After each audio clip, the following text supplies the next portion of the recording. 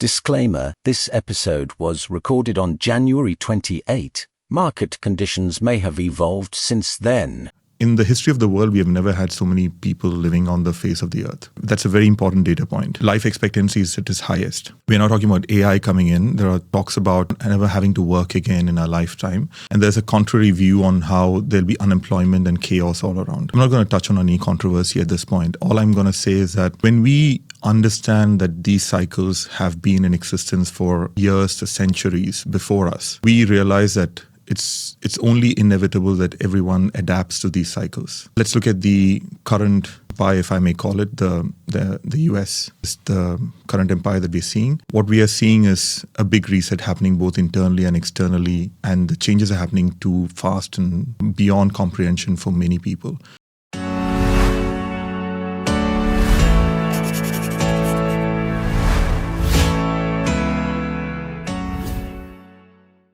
Hey there, listeners. Can you believe it? We're already on season 4 of the Alchemy Uncensored podcast. Before we dive into today's episode, I've got one quick favour to ask. I'm sure anyone that listens to podcasts will know what I'm about to ask. But if you've been loving the journey so far, don't forget to hit that subscribe button and turn on notifications so you never miss an episode, especially as we keep leveling up this season. And while you're at it, why not leave us a review? Your feedback has been a huge part of what's gotten us to season 4, and it helps us keep bringing you the content you love. And of course, one more thing. If you're feeling extra generous, share this episode with a friend who'd love to hear it. Let's grow this amazing community together. And all right, that's it for now. So let's get straight into the show. Thank you. Welcome back to Alchemy Uncensored podcast. It's incredible that we're already in our 4th season, and we're excited to continue bringing you honest conversations, fresh perspectives, and valuable insights from leaders across the UAE's finance and tax sector. I'm Weam Kamel, director at Alchemy Search, and before we dive into today's conversation, we're excited to announce our partnership with Al-An, the Middle East's leading corporate card and expense management platform. Al-An helps companies eliminate petty cash, reimbursements, and manual reconciliations by automating expense tracking, approvals, and accounting, so finance teams get more control and visibility without all the manual work. Today's episode features Renyl Rauf. Renyl is a finance and strategy professional with over 2 decades of experience across capital-intensive industries, public markets, and transformation environments. He has worked closely with businesses through multiple economic cycles, including periods of expansion, disruption, and reset. Today, his focus is on capital discipline, resilience, and how leaders make decisions amid uncertainty. Welcome, Renyl. How are you today? Thank you so much, Weam. I'm absolutely great, doing very well. Thank you. And I can see that you're doing absolutely wonderfully. Yeah, very good to have you here today, actually. You've just returned from Umrah. You're looking great. How was it? Tell me about your experience. You were there for a little while, or? It was an amazing experience. So me and my wife decided to do Umrah, but then we did it. Interestingly, I was able to do it within 24 hours, alhamdulillah. Wow. So door-to-door, 24 hours. We went in. It was a really spiritual experience. Really enjoyed the time, the break. Was it your first Umrah or? No, this is my maybe 5th or 6th. Mashallah. I don't remember, maybe 4th or 5th. I can't remember now. But every Umrah has been very different. First one was all alone, and then the family joined, my parents joined, my kids joined, and then this was just me and my wife. Every one of them has been a different experience. And every time you go into to Umrah, you sort of start reconciling yourself to where your origins are. Yeah. And that was a great experience as well this time. You seem very calm, by the way. I feel like since you've come back, maybe you're calmer, more, in tune. I mean, we met what is it now? 2-3 months ago or something like that. We had an amazing discussion over so many different topics, actually. We talked a lot about, I guess, work, stress, different things.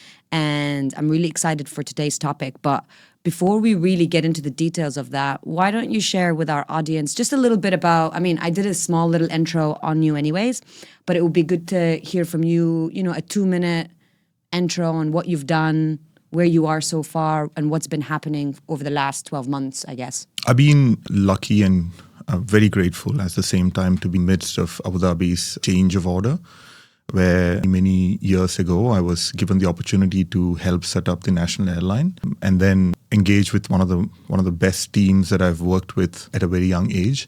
learned a lot from that and was able to implement a lot of things that I learned from previous organizations, including one of the biggest tech companies in the world. And then again, being given the opportunity to then help transform that same airline through a transformation process that we kicked off after I was successful with the previous transformations and M&A programs. And then Abu Dhabi again gave me an opportunity to help set up one of the largest AI and cloud computing companies in the region with the blessings of the leadership and the teams that were involved. I was lucky to have been selected into that process. Spent 6 years scaling up that organization, doing IPOs and capital market transactions, both on the buy and sell side. Learned a lot.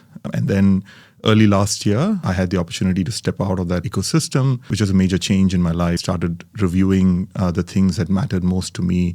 Started looking at what were my strengths and where I could implement them in a better way, in an all-rounded fashion.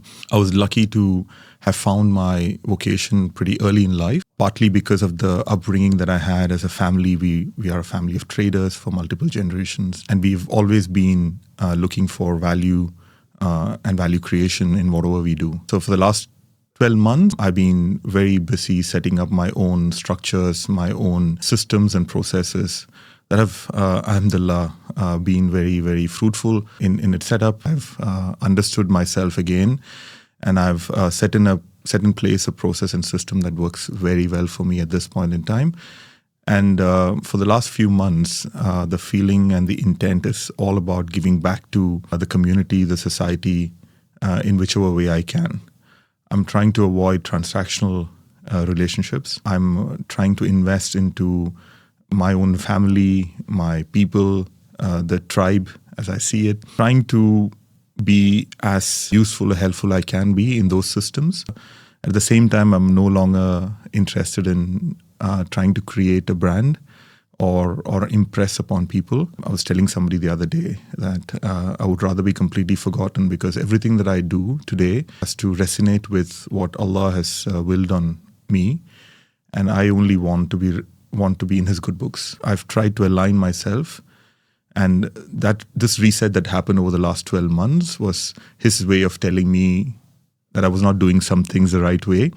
And I need to change the way so that I'm aligned with what He intends me to be doing for the rest of my life. So I'm sorry, I overstepped my... I love that. No, I love that. I mean, that's my... an amazing description, to be honest. You know, some people, whenever you ask them about an intro maybe to themselves, they don't go as deep as you just did. So, you know, I really do appreciate that, because it sounds like, you know, you are someone that has been very successful in their career, and probably too successful too soon. And, you know, has been there, done that. And, you know, for one reason or another, in the last 12 months, all that needed to change. And you seem to go on that journey and of giving back right now, which is very much aligned with what we're doing. At the end of the day, we are a recruitment company. But if there's no recruitment happening, what else can we do? Exactly. What else can we give to our community? And what else can we share with our community? And given that we have such a big network, it's only fair that we use all this information and data to try to help other people. And that's why I think today's topic is going to resonate with a lot of finance people within the community. And I mean, you were talking about giving back, and the moment you walked in, you shared this book with me, which is The Psychology of Money. And the first thing I said was, this is the greatest gift someone can give me right now. And I think it's going to help me to understand a lot of things after our conversation today as well, because there's going to be a lot of connections probably, and we're going to talk about a few things. And, you know, with that then, you know, I'd like us to get into the topic, which, you know, you and I kind of touched on a little bit when we spoke about ideas for the podcasts. And, you know, it's something that you seem to be very passionate about, which is how to navigate economic cycles, because we always have these periods of ups and downs, you know, throughout history. And I think that it's an interesting topic, because a lot of finance people would probably understand the economics of it, probably a lot more than me. So today I am going to try to uncover some of these things. And I apologize in advance if I ask you some questions that maybe is like too simple. Like, I failed economics in school. So I'll be kind of uncovering some of that without getting too much in depth. And we'll try to talk a little bit around that topic, and, you know, I'll ask you a few questions about it. So with that then, you know, tell me a bit about why this is something that is important to you, or how this even came to be a topic of passion for you as well, maybe within the last 12 months or so, right? So the intensity of your thoughts are driven by the amount of time that you spend on something. The last 12 months has given me the opportunity to actually think about what matters to me the most and where we are in that cycle. In cycles, I mean personally, financially, mentally, health-wise, family-wise, the region that we live in, the country that I come from, all those things are important. I spent a lot of time doing that, and I realized that the thinking or the instincts that I had over the last 20 years of my life have been very viable and have helped me achieve whatever success or happiness that I've achieved all throughout my life. I had a very different upbringing to what I'm doing right now. I've been in my grandparents' and father's business shops, storefronts from a very young age. And then I was lucky enough to have academically done well and then gotten on to the cycle of being employed in multiple geographies and multiple industries at a very young age. But one thing that struck me is that I've always been a fan of history. So I've read a lot about regions that have developed, how Islam or Christianity or Hinduism has developed over a period of time. And also I've been observing generations of my own clan, my tribe, how regions change and evolve.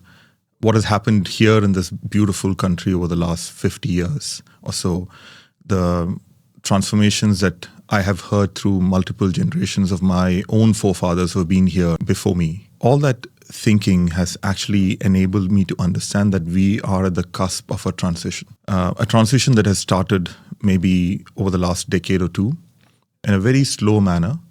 But the beginning of this transition can be traced back to the end of the Second World War, and also to the abolishment, maybe a very harsh word, but what happened with the changing of the gold standard by Nixon in the 1970s. Most transitions are areas that are very highly prone for error. Most decisions are made during transitions. And every decision that you make has got a significant impact on you and has a cascading effect on everything around you. This is where I think we are going through an era where a big reset is happening, and states like the UAE that have been very closely aligned with not participating in certain aspects of life, of politics, of economic changes, will survive and will actually flourish in that same environment. In history, we have seen multiple empires being built and destroyed, and every empire has got a life cycle which spans around 250 years from inception to the end of it. And every transition brings about changes in the way people think and behave. And there is significant confidence, overconfidence at the peaks, and significant doubts and underconfidence at the troughs. Life and everything around us works in cycles. Yeah, I mean, whilst you are talking, honestly, I'm also thinking about different cycles.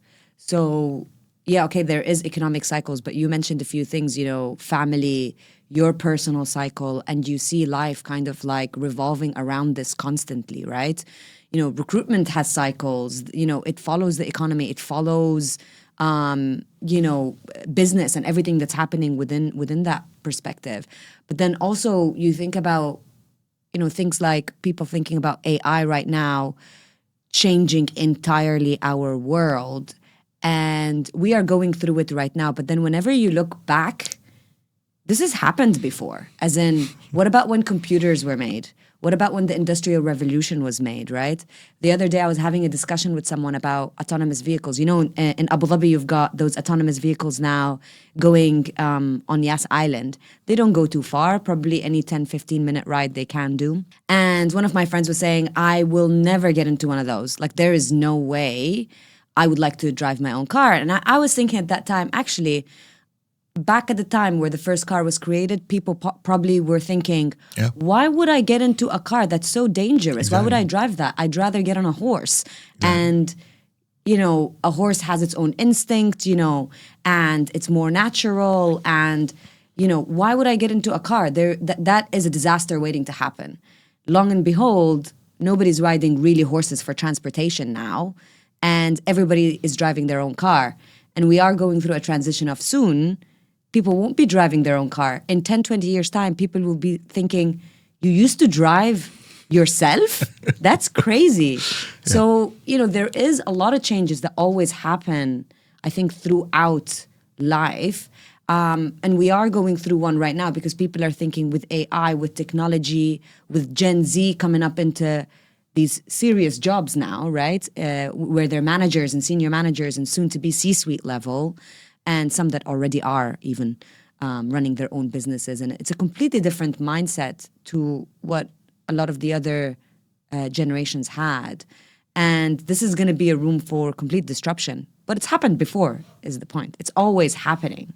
And we're always going through these cycles, whether it's in life or economic cycles, et cetera, et cetera. So, I do think it's quite a profound thing. What are some cues that you can say, or maybe some things that you can talk about from economic cycles? Like, what are some historic economic cycles that, you can think of that could relate to what's happening even right now? This is very important. And while you were talking about it, I was thinking about the inertia of motion.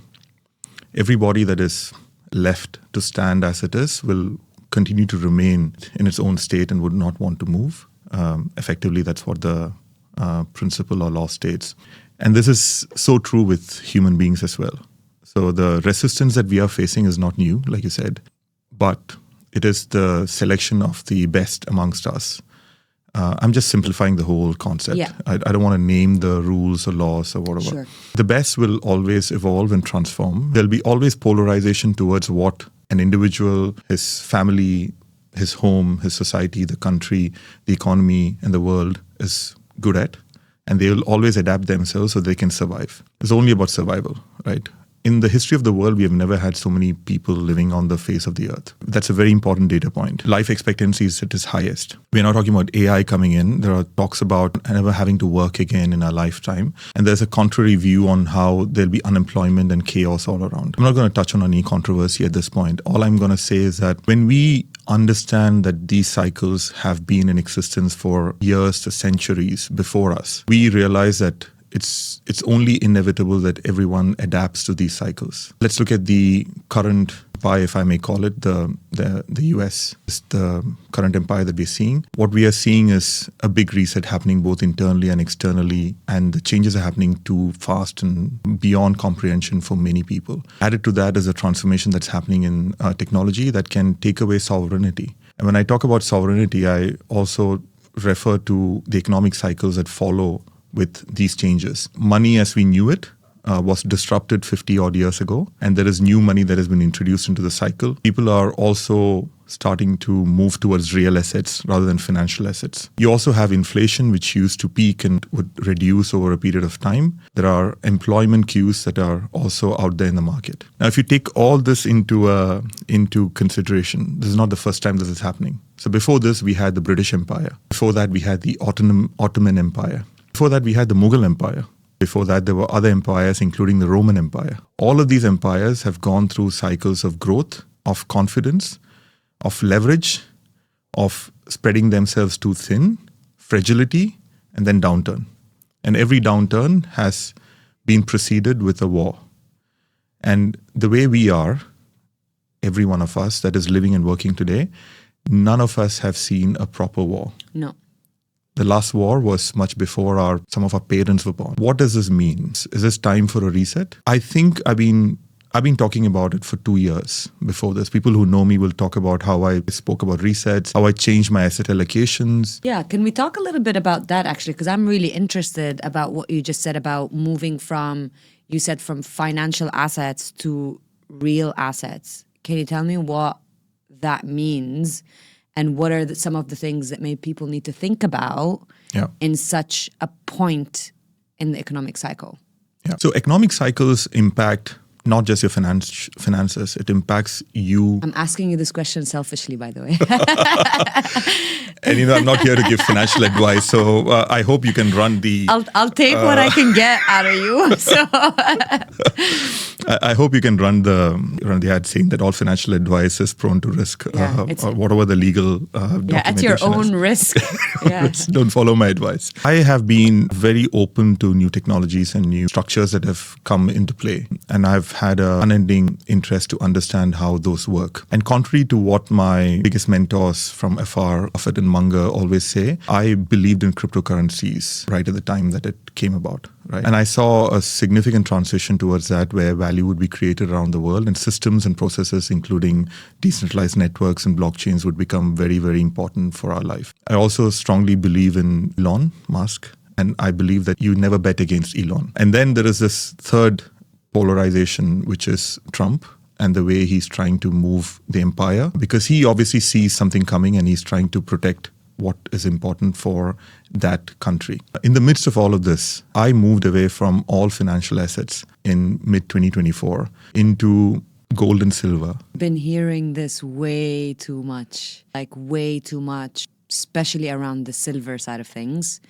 because I don't know the ins and outs of it. I'm not going to talk like I understand it, but I've seen a lot of articles being posted about how, from a price standpoint, it's never been at its lowest. And then whenever you look at historically, maybe this is kind of related to economic cycles, how that price point have changed through different points within that timeline can tell you so much about what's about to happen. And we've seen it. I read an article. The next day, I actually was going shopping. I think it was in Global Village or whatever it was.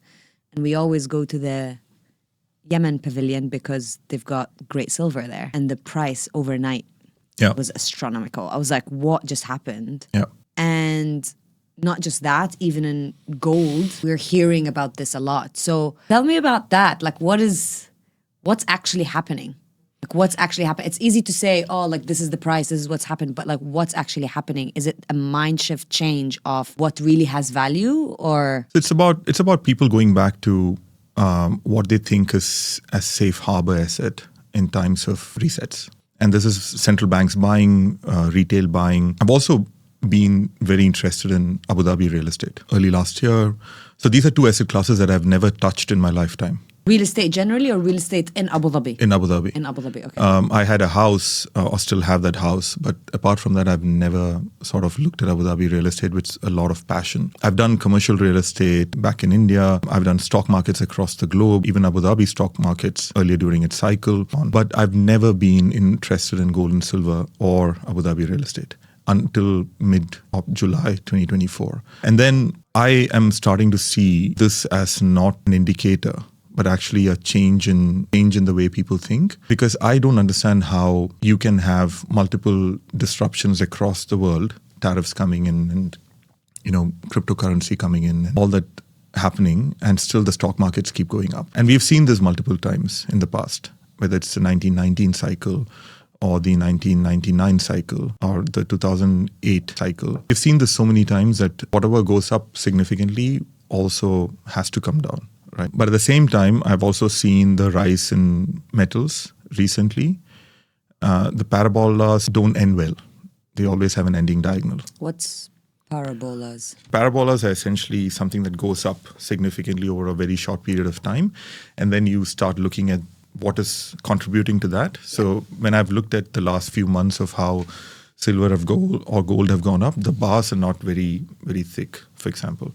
So you have to also be mindful that even within these cycles, there are multiple cycles. And you have to basically understand what those cycles are and then take a view on your risk meter, right? I call it the risk meter because risk is defined as something that one doesn't understand.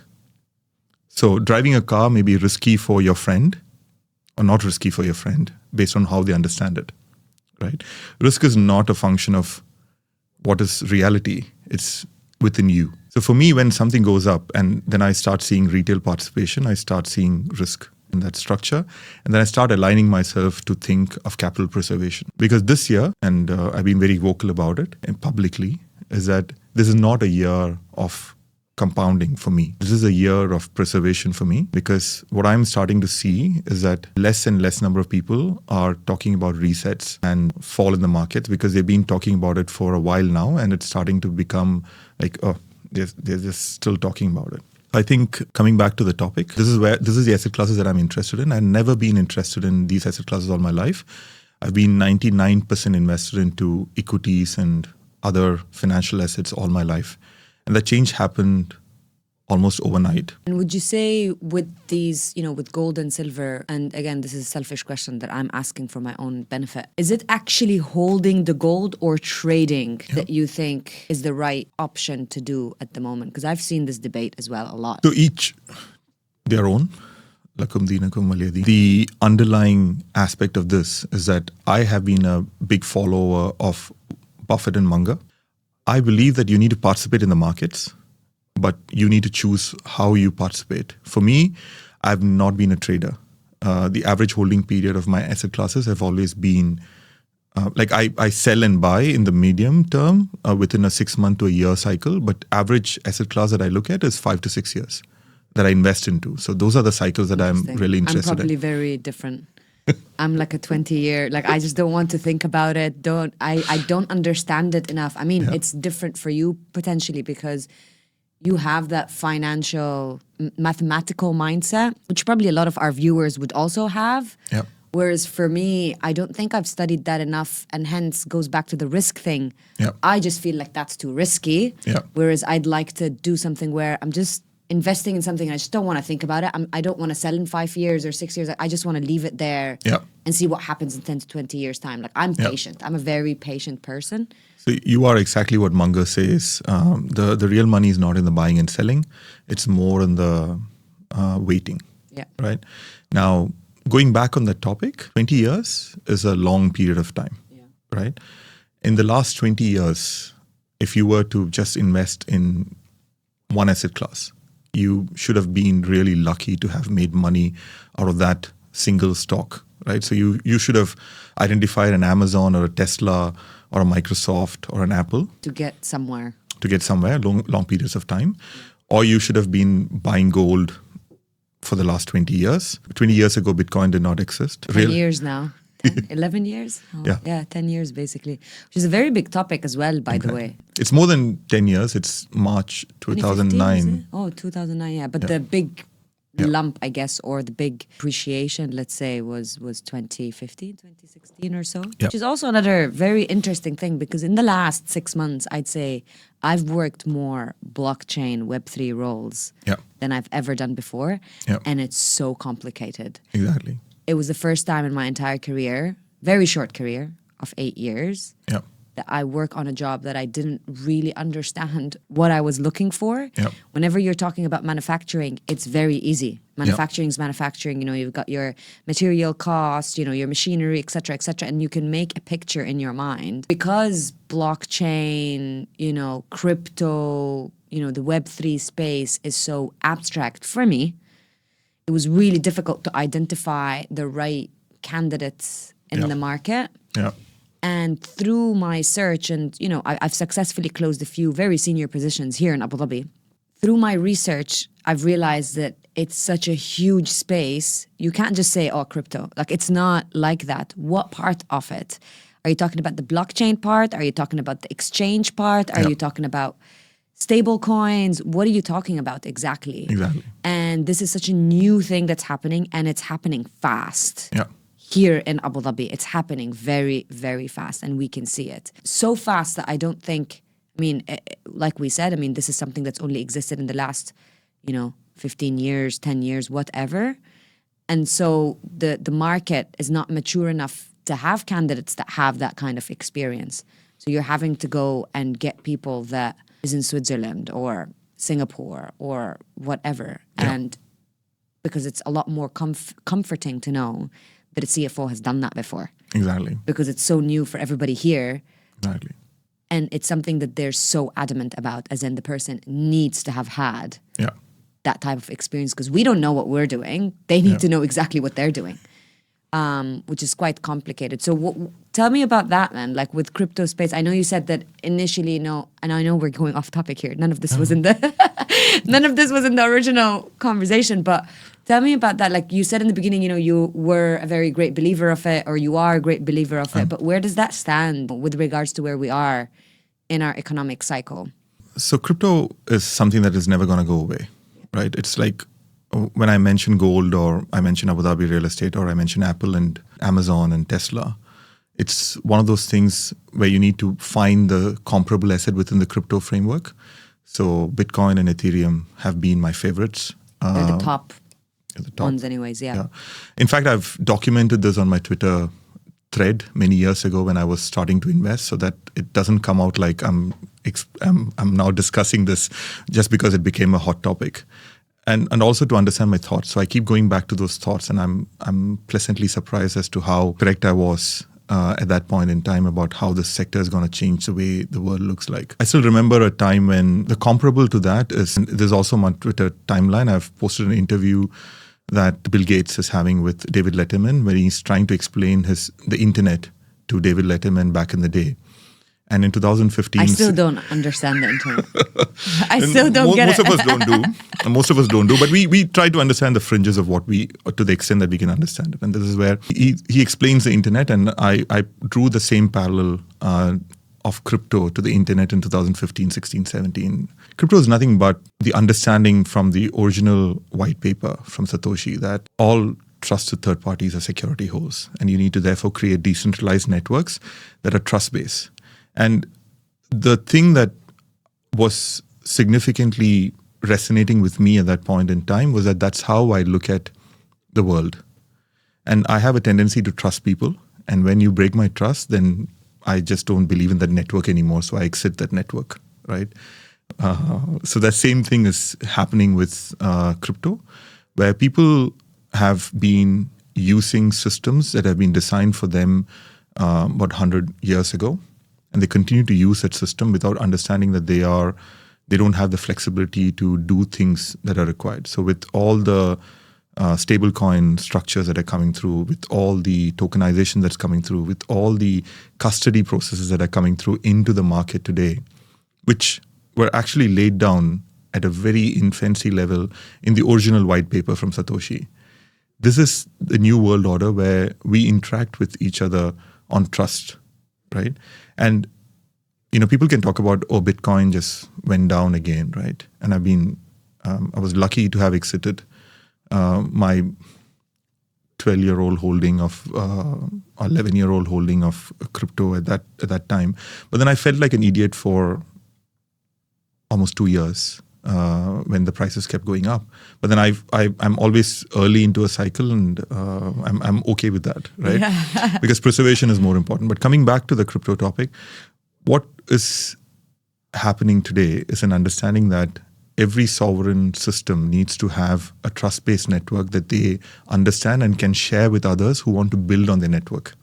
So we have moved on to building rather than just using somebody's network. And there are different aspects of it that can work for different people. So Bitcoin is a store of value. Ethereum introduced us to dApps or DeFi in its initial stages, where you could build things on that. And that has led now to tokenization, where you can have tokens of anything that you really like, right? Now there are always actors with good intent and bad intent into the whole process, but you cannot just discourage a network or a new system because it's in its infancy. It's like telling a 5-year-old kid that what you did is wrong when he's 25 years old or 20 years old or 15 years old in his teens, right? And we need to think about crypto also in cycles. Now it's gravitated towards maturity faster than most other systems have. The adaptation of crypto was higher than internet within the same lifespan.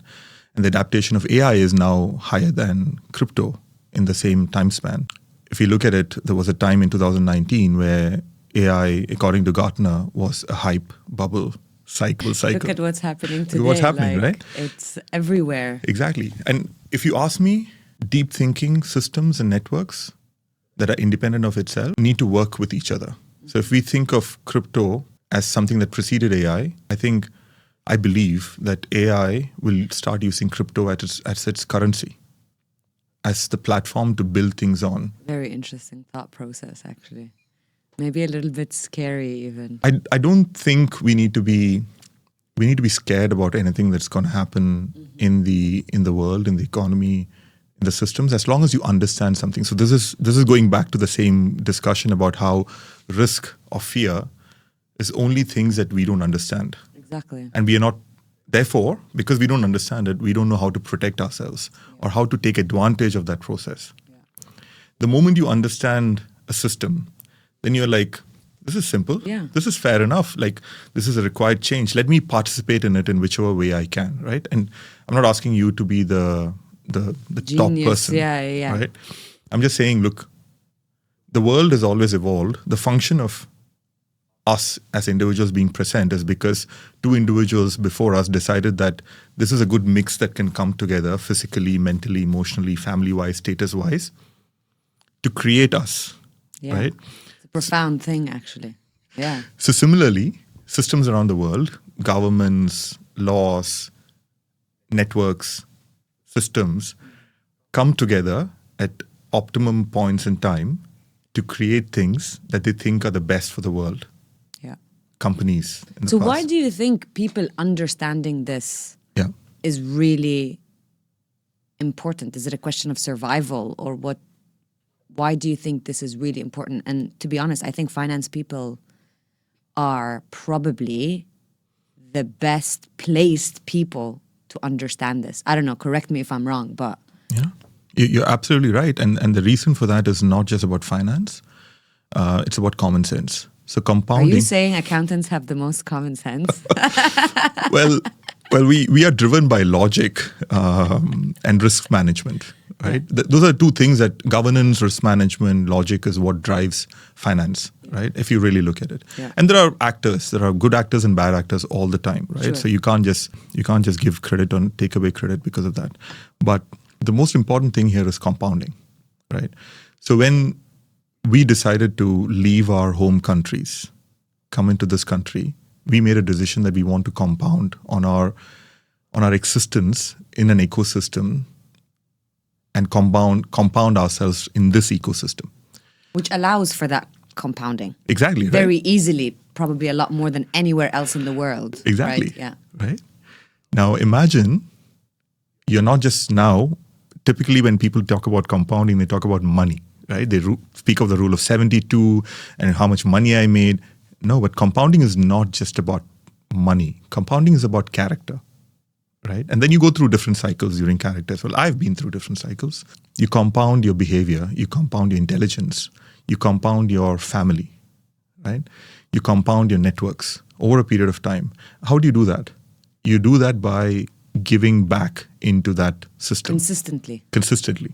So you compound money by reinvesting money. Consistently. That's so the key thing. Exactly. So your 20-year rule, right? You compound your intellect by giving back and also reading new things that change your view of the world. You compound your family by teaching them or discussing through consensus, arriving at decisions that matter to the family as a whole. Where do you live? Where do you study? What do you want to do in your life? What kind of activities do you want to do, right? So compounding is something that really takes away the scarcity. So if somebody decides to stay on the perimeter or the fence of something and just observe something, you can never learn. You have to get into it, start doing it, start behaving in a manner where you own the system and are participating in the system, to actually compound that. And then with compounding, you make mistakes initially. All of us have made investing mistakes. We learn. All of us have made behavioral mistakes. We learn from that. And then we change the way we think about things to effectively come up with a system and process that works for us. And 40s is actually a great decade to actually disrupt how you think about it, because you've got now 15 years of at least real memory to do and understand things. And you've done things for 15 years, approximately 15, 20 years. And then you start implementing that in your life cycle so you can compound for the next 20, 30, 40 years of your life.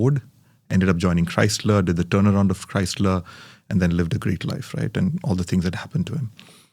The second important book that still has an impact on me was Peter Lynch's Beating the Street. that has had a profound impact on me. Then the book that I just gave you, I told you that I was thinking of writing properly and then letting it be out there for other people to read. But when I read that book, I just felt like everything that I ever wanted to say was in that book. So I'm now gifted. Can't wait to read it, actually. Gifted I'm going to call you when I'm done. I'm going to be like, what the hell was that? It's a psychology of money. So it's about personal finance and how you live your life. This. I really need this. This is great timing. Yeah. Great book. Then I'm currently reading Poor Charlie's Almanac, which is about Munger's way of life and how he has structured his life. He's the unspoken hero. Everybody talks about Buffett, and I really respect both of them. So I'm reading Poor Charlie's Almanac. And then there is I've not read it yet, so it's a gift from a friend that I'll not discuss it right now, but it resonates. It talks about businesses that have been in existence for 1,400 years, for example, right? And I really like that because I draw the analogy to how one of my great uncles, almost like a grandfather figure, who came to Abu Dhabi in the 60s, used to live on the Corniche, but with no proper tap water, ended up setting up Electra Abu Dhabi at that point in time, how the street, Electra Street, got its unofficial name. Yeah.